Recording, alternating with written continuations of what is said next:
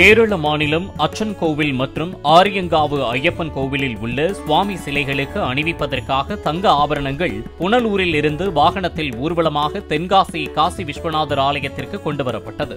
பின்னர் அச்சன் கோவிலுக்கு ஆபரண பெட்டி கொண்டு செல்லப்பட்ட நிலையில் புளியரை, செங்கோட்டை உள்ளிட்ட எல்லைப் பகுதிகளில் பக்தர்கள் சிறப்பான வரவேற்பு அளித்து தரிசனம் செய்தனர். பிளே ஸ்டோர் மற்றும் ஆப் ஸ்டோரில் இருந்து பாலிமர் செயலியை QR கோடு மூலம் பதிவிறக்கம் செய்யுங்கள். செய்திகளை உடனுக்குடன் பெறுங்கள்.